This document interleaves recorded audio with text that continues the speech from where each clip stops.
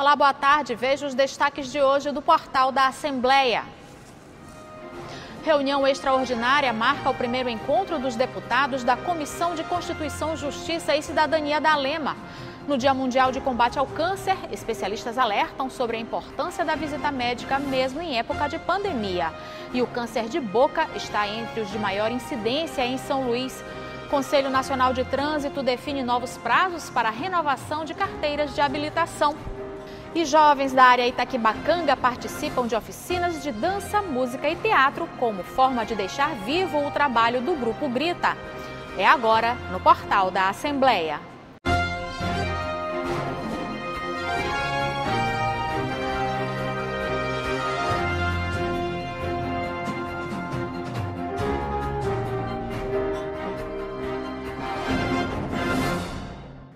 E a gente começa o portal conversando com o repórter Ronald Segundo, que vai contar pra gente os detalhes da semana do Parlamento Maranhense.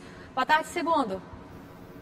Oi, Eli Coelho, boa tarde a você, boa tarde a todos os telespectadores da TV Assembleia. Muito bem, olha, semana marcada pelo retorno, pela abertura dos trabalhos na quarta-feira. Nós tivemos uma solenidade de abertura das atividades. O presidente da Assembleia Legislativa, deputado Otelino Neto, concedeu entrevista coletiva, falou sobre o cenário político no estado do Maranhão, falou sobre os trabalhos, falou sobre a expectativa do Parlamento Maranhense para 2022.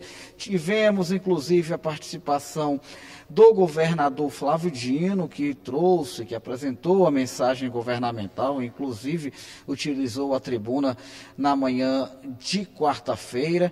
Também lembro que as sessões plenárias já foram retomadas. Tivemos sessão plenária, por exemplo, ontem, uma sessão bastante movimentada, muitos parlamentares utilizaram a tribuna, deputados de oposição voltaram a fazer críticas ao governo. Em contrapartida, deputados da base do governo destacaram ações do Poder Executivo Estadual, outros temas também como o impacto das fortes chuvas em algumas cidades maranhenses também passaram aqui pelo plenário deputado Najib Aico. Enfim, de fato foi uma sessão plenária bastante movimentada e, reitero, a primeira sessão ordinária de 2022. Daqui a pouquinho a gente vai falar já da expectativa para a semana que vem. Mas é importante destacar que as comissões também já estão trabalhando. A CCJ, por exemplo, que é a Comissão de Constituição, Justiça e Cidadania da Casa, que tem como presidente o deputado Márcio Naise, já voltou a se reunir. Quem acompanhou esse encontro foi o repórter Joelson Braga. Vamos assistir um pouco sobre os detalhes. A reunião foi extraordinária e foi o primeiro encontro do ano dos novos membros da Comissão de Constituição, Justiça e Cidadania da Assembleia Legislativa, que agora passa a ser presidida pelo deputado Márcio Naise. Durante a reunião, várias proposições que tramitam na CCJ foram distribuídas e determinadas as relatorias entre os parlamentares. O presidente da comissão detalhou este primeiro encontro. É a primeira sessão, uma sessão extraordinária, que serviu, na verdade, só para a gente fazer a distribuição dos trabalhos. Exatamente a casa que já está abrindo, mostrar a sua celeridade, seu compromisso com o povo maranhense, e a gente já distribuindo para os colegas deputados que compõem a comissão, cada um poder fazer a relatoria, estudar cada caso e poder assim ser colocado aqui em votação. O deputado Ciro Neto, um dos integrantes da CCJ, citou algumas das várias proposições que tiveram a relatoria designada. Iniciamos com a análise de vários projetos de medalhas, de títulos de cidadãos maranhenses, e foram redistribuídos diversas matérias importantes, como algumas matérias do Executivo, de adequação de cargos e carreiras da Polícia Militar, Corpo de Bombeiros, sobre o aluguel solidário do centro. Então são matérias que acredito eu que terão uma discussão bastante produtiva aqui na comissão para que renda isso em melhorias para o povo do Maranhão. Participaram ainda da reunião os deputados Ricardo Rios e Wendel Lages. A Comissão de Constituição, Justiça e Cidadania volta a se reunir na terça-feira da próxima semana, às 8h30 da manhã, na Sala das Comissões, primeiro andar do Palácio Manuel Beckmann, sede do Poder Legislativo Estadual. Perfeitamente. A gente observou aí já o fim da reportagem, o repórter Joelson Braga trazendo a informação de que a CCJ deve se reunir novamente na terça-feira. Eu lembro que as pautas, muitas matérias precisam passar primeiro pelas comissões, como é o caso da CCJ, para a partir daí seguirem para apreciação, para votação no plenário, e isso normalmente recheia a ordem do dia, que é aquele momento em que os deputados acabam votando. É o momento da sessão plenária, após o pequeno expediente, que é a hora dos pronunciamentos. Portanto, a ordem do dia é o momento em que os deputados acabam votando. E com as reuniões da CCJ e das demais comissões sendo retomadas, a expectativa de fato mesmo é que nós tenhamos já algumas matérias, entre elas projetos de lei, por exemplo, que possam ser votados durante as sessões da próxima semana, que eu repito, acontecem ainda no Parlamento Maranhense, sempre às terças, quartas e quintas, a partir das 9h30 da manhã, com transmissão ao vivo pela TV Assembleia. A gente sempre entra 15 minutinhos antes, trazendo os bastidores, os principais detalhes, as informações para todos os telespectadores. É isso, Eli Coelho. Expectativa, portanto, para a semana que vem. Reunião de comissões, sessões plenárias e demais encontros aqui no Legislativo Estadual. Palácio Manuel Beckmann bem movimentado, semana com muitas atividades. Eu volto com você aí na bancada. Obrigada, Ronald, pelas informações. E o Conselho Nacional de Trânsito determinou prazos para a renovação da carteira de habilitação. O documento vencido em dezembro de 2020, por exemplo, deve ser renovado ainda este mês. Carteiras nacionais de habilitação vencidas em junho, julho ou agosto de 2020 poderiam ser renovadas até janeiro deste ano. Portanto, quem descumpriu este prazo está com a CNH irregular. E dirigir com o documento fora da validade é infração gravíssima, deixando o condutor sujeito a multa de R$ 293,47 e a perder 7 pontos na carteira. Mas atenção! As carteiras de habilitação que venceram em setembro, outubro, novembro ou dezembro de 2020 ainda podem ser renovadas até o fim deste mês de fevereiro. Agora, em 28 de fevereiro de 2022, acabou essa extensão dos prazos das habilitações de julho e agosto de 2020. E esse período ele foi escalonado até agosto de 2023. Tudo isso por quê? Para evitar a pressa das pessoas e as aglomerações nos postos de unidade do Detran por todo o país, em virtude da propagação da Covid-19. Então foi dado essa facilidade ao condutor. Mas se você está com a sua habilitação vencida e quer renovar, o Detran Maranhão está de portas abertas para isso. Para as CNHs com vencimento em janeiro, fevereiro ou março de 2021, a renovação pode ser feita até março de 2022. As CNHs vencidas a partir de abril de 2021 devem ser renovadas em abril deste ano e dessa mesma forma com os meses seguintes. Os novos prazos foram definidos pelo Conselho Nacional de Trânsito, CONTRAN, depois da pandemia da Covid-19 impossibilitar por um período a renovação do documento.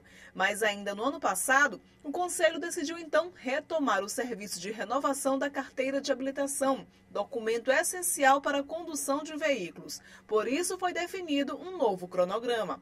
No Maranhão, o atendimento para a renovação da CNH continua sendo agendado no site do Detran, detran.ma.gov.br. Após o agendamento, o usuário pode optar em ser atendido na sede do Detran, na Vila Palmeira, ou nos postos avançados do Calhau, Posto Procon BR-135, Viva do Shopping da Ilha e da Beira-Mar.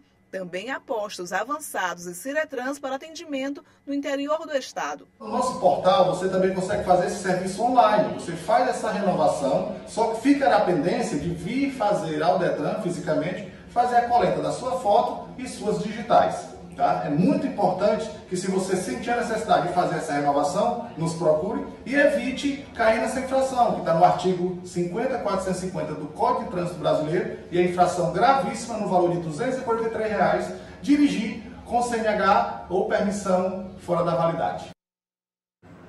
E veja no próximo bloco, no Dia Mundial de Combate ao Câncer, especialistas alertam sobre a importância da visita médica, mesmo nesse período de pandemia. E o câncer de boca está entre os de maior incidência aqui em São Luís. É o que você acompanha logo após o intervalo.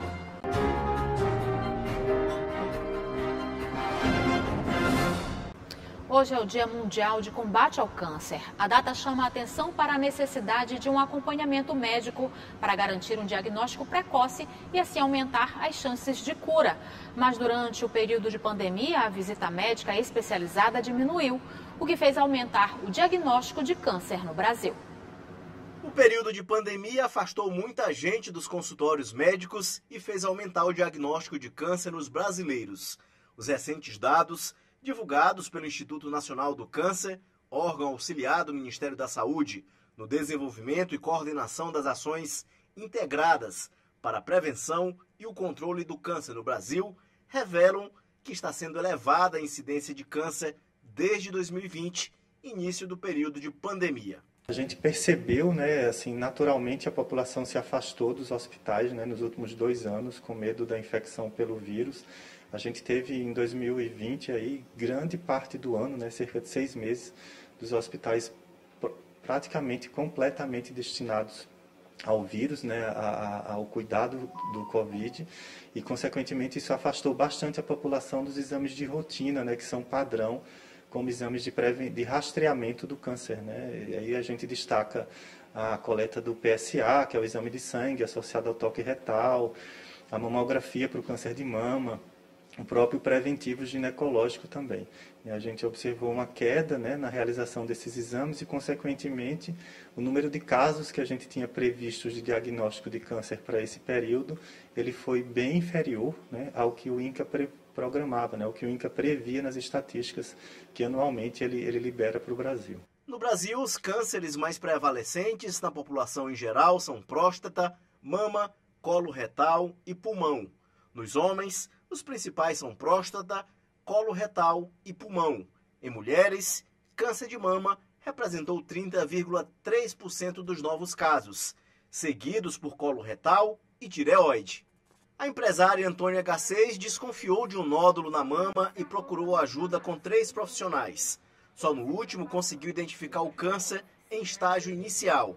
Ela fez o tratamento e, agora curada, destaca a importância de investigar os sinais que o corpo apresentou em outubro de 2019. Foi muito importante a minha insistência, em procurar não só um especialista, como eu desconfiava, fui mais outro, e em total foram 3 ultrassons, que na terceira foi diagnosticado que eu tinha alguma coisa que precisava ser investigado. E quando saiu o resultado dessa biópsia, era um câncer. Aí a gente foi procurar tratar. Fiz quimioterapia, radioterapia, e hoje estou aqui contando minha experiência para que sirva de lição para outras mulheres, quando sentirem que tem alguma coisa irregular no seu corpo, procurar investigar. Se você continuar achando que o primeiro, como é que eu quero dizer, o primeiro resultado não está satisfatório, procura uma segunda opinião, que é válida, é muito válido. Foi assim que eu fiz e deu certo. Então, eu quero deixar aqui minha experiência para que sirva para outras mulheres. A estimativa do Instituto Nacional do Câncer é que em 2022, 625 mil pessoas devem ser diagnosticadas com câncer no Brasil. Mas especialistas confirmam que, apesar da notícia ruim, o diagnóstico não representa uma sentença de morte. A grande chance de cura do câncer é o diagnóstico precoce, Para os tumores mais incidentes e que têm exames, que a gente fala exames de rastreamento, que é naquela população-alvo a qual ele se aplica, a gente realizar para detectar precoce o câncer, a gente precisa aí chamar a população novamente, para que ela olhe, quando a mulherada aí olhe quando é que eu fiz minha última mamografia, se ela tem 40 anos ou mais, se tem mais de 1 ano está atrasado, se ela tem história familiar, essa mamografia de câncer de mama, essa mamografia começa aos 35. Os homens, a partir dos 45 anos, quando não tem história familiar, tem que visitar o urologista também. Então, se isso está atrasado, precisa colocar em dia. E a gente tem que destacar também o câncer coloretal. E entre os tipos de câncer que mais preocupam especialistas é o que afeta a boca. Dados do Instituto Nacional do Câncer apontam que no Maranhão a doença é mais notificada em São Luís. Um projeto de lei sugere um mês de alerta para os cuidados desse tipo de câncer. Se tem uma parte do corpo que as pessoas não se atentam aos cuidados com a saúde, é a boca. Pois é, Mas todo mundo deveria dar um pouquinho mais de atenção, pois existe um tipo de câncer que atinge esta região do corpo humano. O câncer de boca tem maior incidência entre os homens, a partir dos 50 anos de idade. Alguns fatores podem provocar a doença, como explica esta odontóloga. Que é muito fator de risco, que é o pior, são os fumantes, né? O cigarro é o que mais faz a população ter câncer de boca. O uso em demasia de álcool, o vírus do HPV e a exposição solar excessiva. Então, aqueles trabalhadores que ficam longos períodos trabalhando no sol tem que ter muita proteção. No Maranhão, a cidade com maior índice da doença é São Luís, com 44,78% dos casos notificados. O deputado estadual, Dr. Iglesio Moisés, criou um projeto de lei que elege o mês de maio como o mês estadual de alerta ao câncer de boca. A lei foi aprovada em plenário e sancionada pelo governador Flávio Dino. Agora, de acordo com a proposta de autoria do deputado estadual Dr. Iglesio Moisés, o mês de maio é o mês estadual de combate ao câncer de boca aqui no Maranhão. O mês de maio passa a ser o mês de conscientização em relação ao câncer de boca, uma patologia que é muito frequente ainda no Maranhão, relacionada a fatores múltiplos. O principal deles é o tabagismo, então as pessoas precisam estar atentas para a situação do câncer de boca, que é uma doença que, quando diagnosticada em fase avançada, tem um tratamento extremamente mutilante. Então, por isso que a gente quer falar sobre isso, e aí a lei é importante. A especialista também fala sobre os sintomas que merecem alerta, já que o câncer de boca é considerado uma doença silenciosa na fase inicial. Os sintomas que os pacientes devem ficar atentos são alterações de cor, carocinhos, manchas, em qualquer região da boca, na língua, nos lábios, no céu da boca, na bochecha, tá? E no pescoço também. Se o paciente apresenta algum desses sintomas, ele não precisa se desesperar, não quer dizer que ele já tem câncer, quer dizer que ele precisa procurar um profissional para que o profissional avalie se há necessidade de fazer biópsia ou não e encaminhá-lo no que deve ser feito.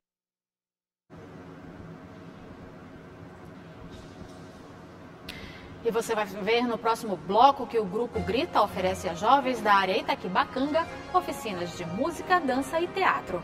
A gente volta já.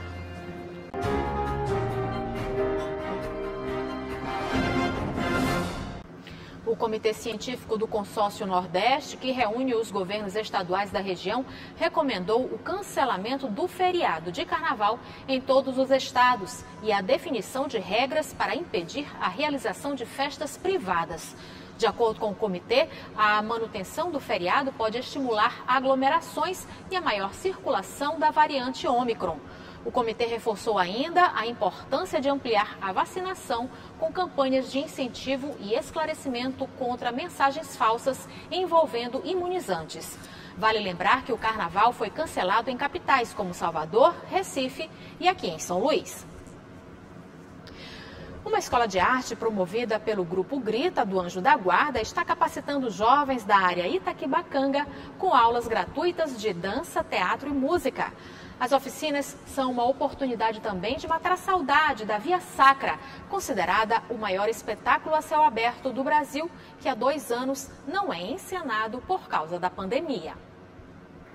Maralisa, desde os 13 anos de idade, participa da Via Sacra, no bairro Anjo da Guarda, em São Luís. Agora faz parte da turma de alunos do projeto Grupo Grita, uma escola de arte, promovido pelo grupo que produz o espetáculo. São aulas gratuitas de dança, música e teatro a moradores de comunidades da área Itaquibacanga.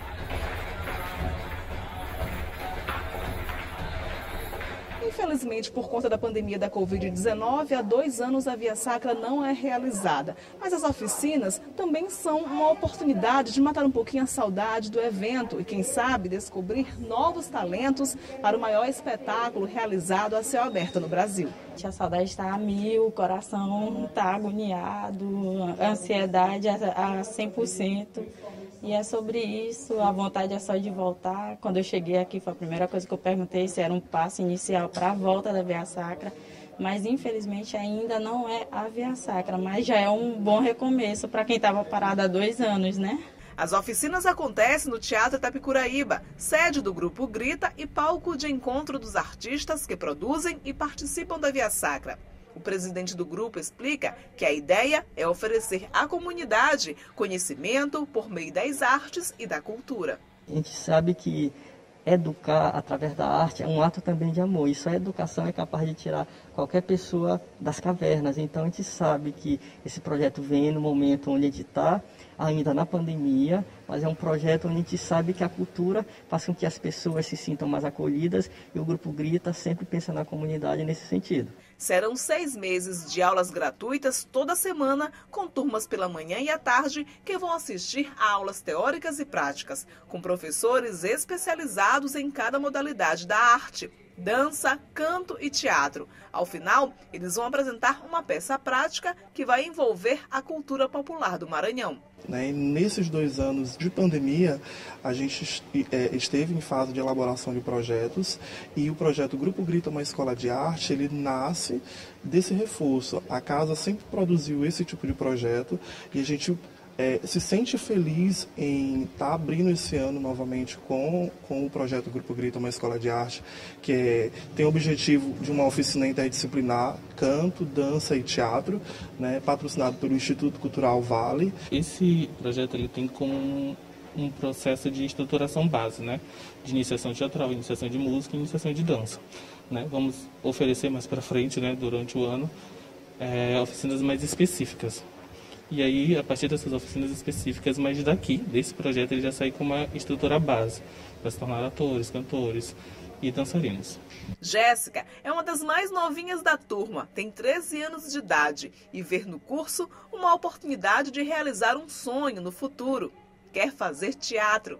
Eu sempre gostei de atuar e essas coisas relacionadas à arte, eu sempre gostei. Um dos meus sonhos sempre foi esse, então eu vi que tinha uma oportunidade aqui, então eu comecei a vir para cá, para poder realizar um dos meus sonhos.